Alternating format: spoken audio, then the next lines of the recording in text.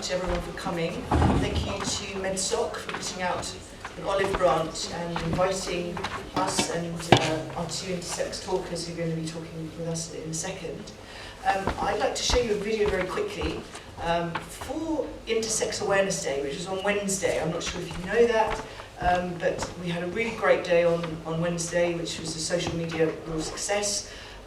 Stephen Fry very kindly decided to record a special piece for us, which Intersex UK and myself and a documentary maker that I'm working with called Anna Mack edited this exclusive footage from Stephen into little videos that we then put on the internet to raise awareness about intersex people, their plight in the UK and also around the world, and also to get people talking about this subject. Because obviously this is a topic which has now become very topical as a result of Caster Semenya over the course of the Olympics, and lots of other athletes and lots of other human beings who are intersex who are now standing up and being recognised for their biology. So let me get on with playing this very brief video for you, and then afterwards I'm going to very briefly discuss the ancient documented evidence of intersex people in Western culture, and then link it to the present day by then introducing the two speakers that we've got today. And I would like to take an opportunity to make this a kind of, not just a MedSoc talk, but also an art event, as it were, and an exhibition called Signs of Intersex People, because really this is a kind of historic event in a way, because we've got the next generation of doctors looking for contact, communication with intersex people, and so this is really exciting today because this is the first step forward, and this really is the first signs of intersex people being recognised for who they really are. So why don't we get on with seeing this video, and then I'll very briefly talk about the ancient documented history of intersex people. Thanks. Pardon?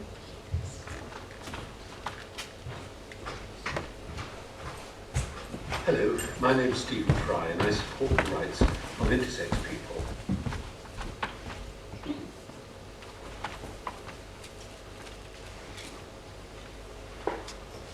Wednesday the 26th of October marks Intersex Day.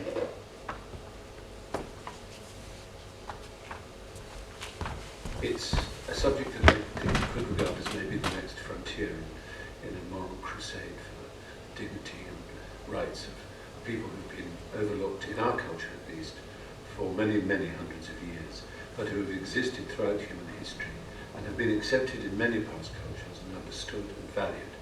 And I think it's time they were in our culture too.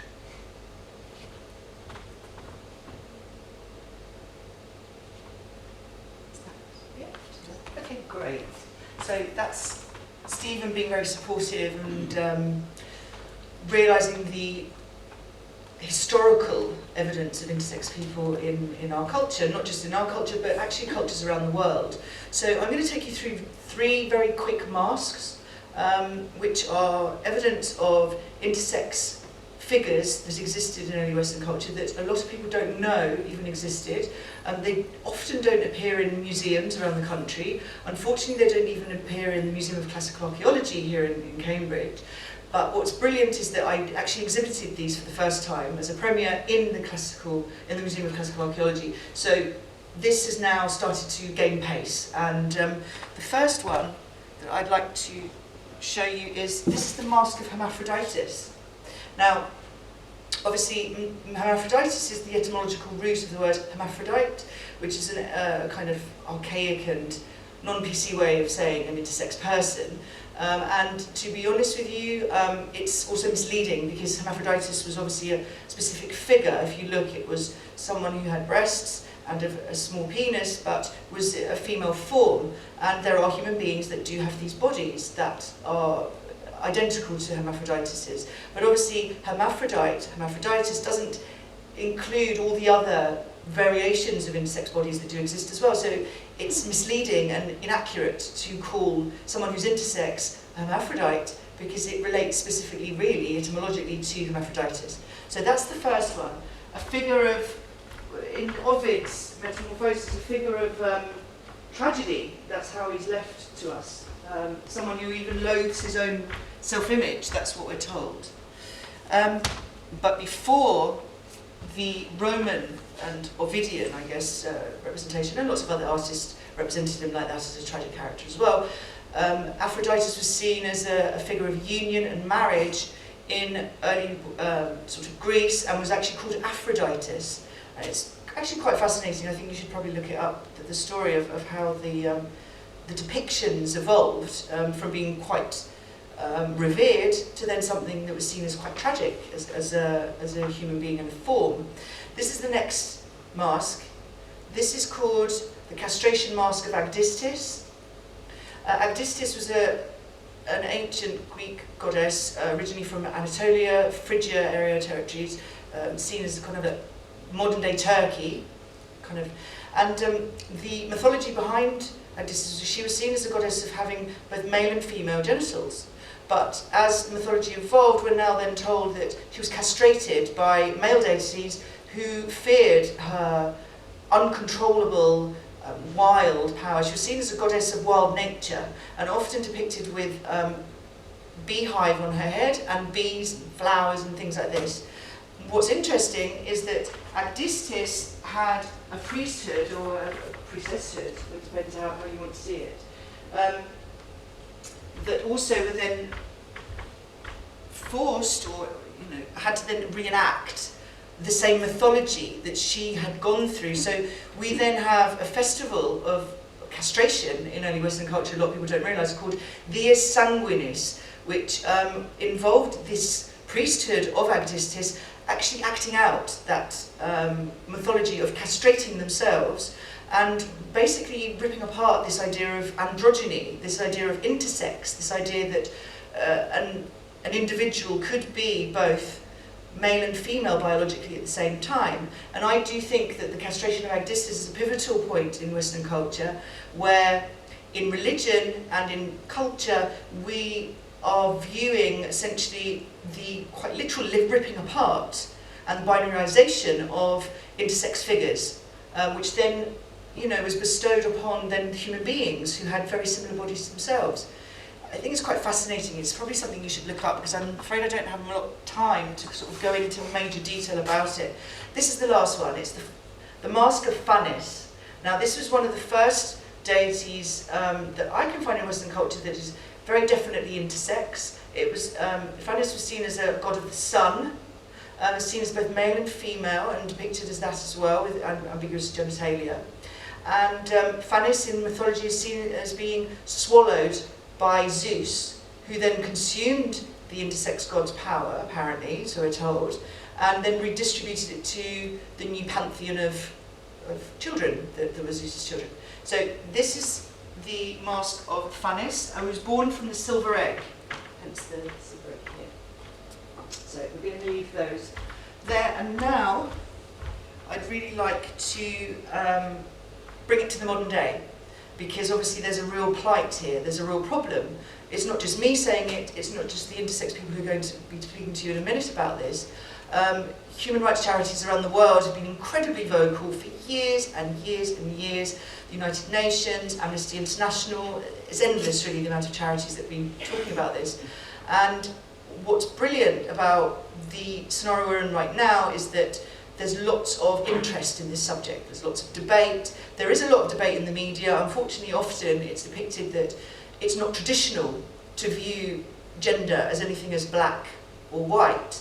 And we're often told that in our culture, it's always been like this, and that's all there is to it. But there are examples of early Western culture where not only were there intersex figures of worship, but also there were clergies who were attached to these figures, who were also seen as androgynous, either transgender or intersex biologically.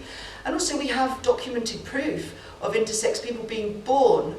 Charlotte, probably on another occasion we'll be able to talk to you about that. We've got lots of evidence of different intersex children being born and being either genitally mutilated or actually, for example, the ones that at the beginning appeared female and then masculinized to male, naturally, biologically, they were then given a status shift in society because men were seen as more important. So that's really fascinating as well, and this is all documented. I would like now to bring it to the modern day because that's why we're here. We've got two speakers here from the two largest organisations in the country that are for the rights of intersex people, who are fighting a legal battle for an intersex equality inquiry to be launched at last. And so we've got Joe Holliday, who's from Intersex UK, and we also have Dr. J. Hayes Light, who's the founder of UK Intersex Association. And I would love to invite, I don't know who wants to come up first, but I'll say Dr. J. Hayes Light, would you like to come up first and start the discussion? Please welcome Dr. J. Hayes Light. Give him a round of applause.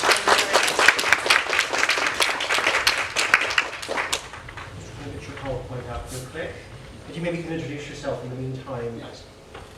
Am I able to come around and see where I'm up to? Yes. So I'm not talking at all to the screen. Of course. Sorry about this, folks. I mean, it's a long time since I've been to the London Palladium. Right. First of all, the sort of present day situation with regard to myself. I didn't found UCAR, by the way. I was actually appointed by the people who founded UCAR. UCAR is the oldest and the largest intersex organisation in the world, believe it or not. It started off very modestly in the year 2000. It was founded by a group of people, all of whom had been born diagnosed intersex. And they weren't very happy with what was happening here, to put it mildly, because there was no organisation at that time that looked right across the spectrum of intersex, all the different intersex conditions, and very little provision, indeed, other than surgical reassignment. Usually, not always, but usually reassignment from male to female, or societies. 20th century society's concept of male and female. So they started this organisation that would cover individual form with a whole range of conditions. The condition-specific support groups that existed at that time concentrated solely on one particular condition, like congenital adrenal hyperplasia. And they provide tremendous support. I don't want it to sound as if, yes, UCAR came to the rescue. No, they were doing sterling work with people, but they concentrated on specific conditions. The Klinefelter organisation, the AIS organisation, and so on, and they're still running. But there was no organisation that covered the whole spectrum, and there was no organisation that was overtly political either. So they got in touch with me, not to tap into my knowledge really, other than to ask me to vet their website for accuracy, which I was pleased to do. So I had a look at the website and made a few suggestions as to what they needed to change and what they needed to emphasise. So they did that. But a year after that, in 2001, they contacted me again and said, we've grown very, very quickly. And we really need to organise this in terms of having a director and a board of governors. So they said, would you be interested in applying for the role of the person in charge, the director of the UCAR and other groups? I'll very quickly divert and say that professionally I'm a specialist in child mental health. I work with children from birth right through to 18 years. And for young people with specific learning difficulties, very often we say, I work with youngsters with Down syndrome through to age 23. So I thought, well, I could do it in my spare time. I didn't really have spare time, but I thought, well, think optimistically and say, yes, well, I'll help you within the context of what I have to do otherwise. I'm now based at the University of Manchester, which is spreading very fast. It's going to take up the whole of Greater Manchester, I think, eventually. So I decided that I would give a portion of my time to Ukiah. So here we are, 16 years later, almost 17 years later. Ukiah has now grown to having associates, part of Ukiah, in 25 countries around the world. That's including the UK, so it's 24 countries overseas and the UK.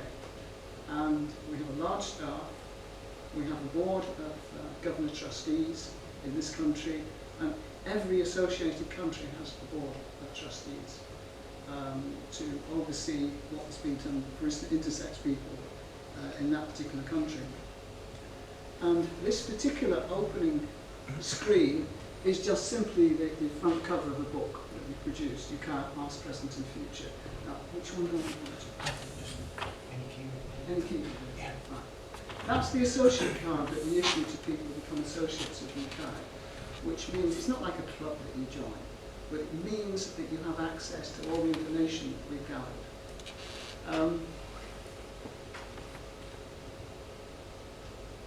Sorry. Trying to get there next. This is Professor Milton Diamond, who actually helped to found the School of Medicine at the University of Hawaii. And he's now the Regis Professor of Anatomy at the University of Hawaii. Of particular importance is the fact that it was Professor Milton Diamond that was actually the inspiration for the founding of Ukiah. So he's a very important figure, not just to Ukiah, but to intersex people throughout the world.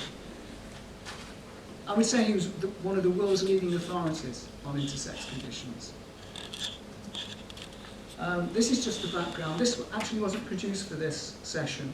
It was actually produced as a handout to other organisations. So you'll be pleased to hear that we don't have to plough through all this.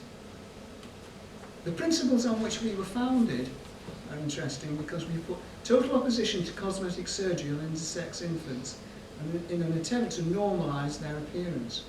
Rejection of the concept that the human species exists as a binary, that is male and female, model, and contends that anything which deviates from the stereotype is abnormal. Another principle is to accept that all individuals, whatever their identification, male, female, etc., are to be respected and have the right to equal opportunities both socially and occupationally. Support for the campaign to secure the rights of intersex people to change their birth registration to match their personal identification, rather than that which was chosen for them by others. Rejection of the pathologisation of intersex conditions, such as the use of demeaning terminology, hermaphrodite, disorders of sex development, that is DSD, which is so beloved of the NHS. Now, how do we score? Now, the Ukiah board in this country is listed here. You don't have to worry about it, but I'm on the board.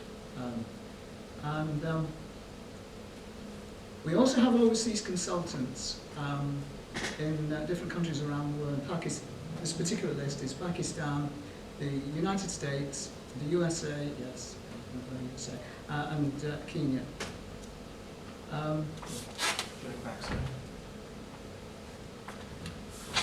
That is one of our supporters in the UK government. He's actually in the upper house, but he's a Labour peer there, and he's been tremendous support for intersex people. He's one of the few people that you can actually talk sense with, because the other politicians really either don't know what they're talking about or trying their best not to make any promises.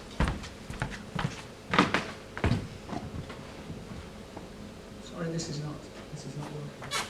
Can you go backwards? Yeah. You can just tell me ahead when you want to go. I'll just do this. Sorry about this, folks. You know what technology's like, don't you? That's good. Go back. Keep going. Now. I'll go forward. Okay. That's just hitting the space bar. Space bar. Yeah, space bar. Sorry about this. Modern Modern technology, isn't it wonderful? Right. That actually is a photograph of me addressing the Scottish Parliament at Holyrood. They've built an obstacle course around the building for the government in Scotland. I don't know whether that's to discourage casual visitors, but trying to get into that building in a wheelchair was a challenge in itself. But in fact, you can see I managed to get in there, and I'm talking to the MSPs, members of the Scottish Parliament, and to other invited individuals. That was shortly before the elections in May, last May the 5th. And in fact, the Scottish, I'm not just saying this because I'm actually Scottish. I know I don't sound it, but I am Scottish. But they're one of the few governments that actually shown an interest in intersex. The government in Westminster still, they can't talk about it because they're not sure what it is. That map actually is now out of date. There should be more red dots on it because that is the distribution of UK around the world. That is a photograph of Claudia. She's one of my students that I mentor at the University of Manchester. She's just graduated with a master's degree. The importance of this is her research was supported by UKIA. So that is an example of something else that we do. We actually support students doing research, which we consider to be a very important part of our work. Individuals, organisations, and also places of higher learning can also be associates of UKIA. The University of Manchester Equality and Diversity Department is one of our associates. Wadham College in Oxford is one of our associates. This is just running through some of our associates in different countries. The two on the left, the one in the upper picture, Debbie Ward, she's a psychologist, and the colleague is an LGBTQI manager of a centre. The individual on the right is Dr. Melanie Spritz, who is actually a psychiatrist based in the eastern coast of America. And she qualified in osteopathic medicine, but she's now a qualified psychiatrist, so she's a glutton for punishments, actually. That shows just 4 of our associates. Dennis in Kenya, Erwin in Burundi, Mohammed in Pakistan, and Fernando, he's part of the Rente family who are filmmakers. And he's actually produced a documentary on the work of UKIA. And he's based in Texas. Now this is the point at which I really want to say more. You can read it says the last resting place for unwanted intersex children. No, it's not a graveyard with little headstones. It's not a church. It's the rubbish tip for an African village. And the lady standing in the rubbish is, in my book, a cross between a saint and a hero. Because she got in touch with us 14 years ago and said, I'm desperate for help. She contacted us actually by email because she actually walked into another area where she knew that a woman who worked in an office there had a little computer. And she emailed us to say that she's desperate for advice because she didn't know what to do. She told us that she set off walking into the nearest village. She lived on her own in a little wooden shack. And she didn't even have a bicycle. So she was walking into the village to do some shopping. And on her way, she passed this rubbish tip. And she heard this squeaking. And she thought, it's a kitten. Somebody's dumped a box of kittens, and she loves kittens. So she climbed, just in a pair of sandals, and by the way, her sandals were made of cardboard. She climbed through the rubbish, looking for the kittens. She didn't find any kittens. She found a newborn baby, still with part of the umbilical cord attached. So naturally, she picked up the baby. It was crying. And she wrapped the baby in her shawl and took the baby into the village. And she wandered around holding the baby and saying, I found this baby outside on the road. Because her first thought, actually, she told us, was that a young woman was ashamed of being pregnant and she knew she'd get into trouble, so she actually wandered out of the village and given birth on her own near this tip. The villagers obviously knew about the child because they said, we don't want it, we don't want it. The baby's a monster. Because the baby actually had no identifiable external genitalia. What do? You've got a newborn baby who's crying, it's filthy dirty, and the people in the village who could help told her to go away. So she did. She took the baby with her, and she took the baby home, and she bathed the child. And then she went walking in the other direction and asked a couple of people if they could help. But they couldn't. So she did her best with the baby, and she said, this baby's going to die. But she got in touch with us, using the help of a friend with a computer, and she contacted us and said, I'm desperate. Do you know anybody in this area who could help? And we did. So we got in touch with someone that was about 30 miles away. He was actually a physician. And we begged him to actually go and see this woman, because she couldn't travel there. She walked everywhere. So we went to see her. Cut a long story short, a blood sample told us that the baby was female. But the baby had no external noticeable genitalia.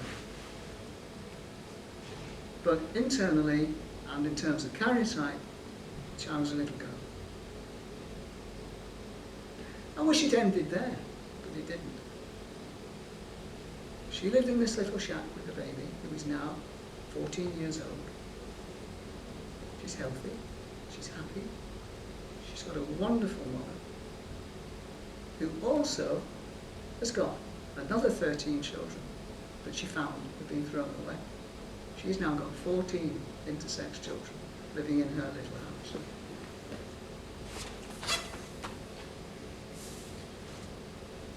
That's her little house at the top. We raised enough money to put a new roof on her house. And the one at the bottom is not her house, it's just an example from a brochure about the new timber buildings they're putting up in India. They're becoming, in Africa. They're becoming very popular. And the idea is to add that as an extension to her little house.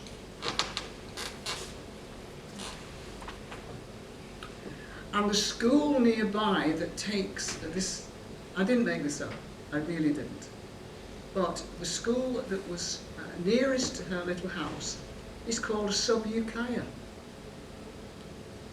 It really was. It wasn't named after Ukiah, but that's the name of the school. And that's the school that the little girl went to and the other children that she's adopted. And it's at Nakuru in Kenya. And Sub-Ukiah school is doing very well, but they're short of funds, so we've been raising funds for Sub-Ukiah school. And it all fell into place because I once said to the lady, how did you get to know who we were? Why did you write to us? I said, I'm not sure, but she said, the school nearby is called Sub-Ukiah. And then my friend was having a look for somewhere that could help us, and we saw the name Ukiah, and we thought it was a symbol that we should get in touch with Ukiah. And I'm not making this up, folks, but because the school was called Sub-Ukiah, she got in touch with Ukiah in the UK. And that little school is thriving. This is just some shots from Fernando working on the documentary that was filmed 4 years ago by Ukiah. It was filmed at Ukiah offices in Cheshire. And Martin Freeth was in charge, and then Martin Freeth is a documentary maker for the BBC, and he's actually produced a lot of medical documentaries for the BBC. So he knows what he's doing. These are the publications that we deal with, or have dealt with. The newspapers, The Independent, BBC Radio, New Scientists. BBC, television, ITV, the news of the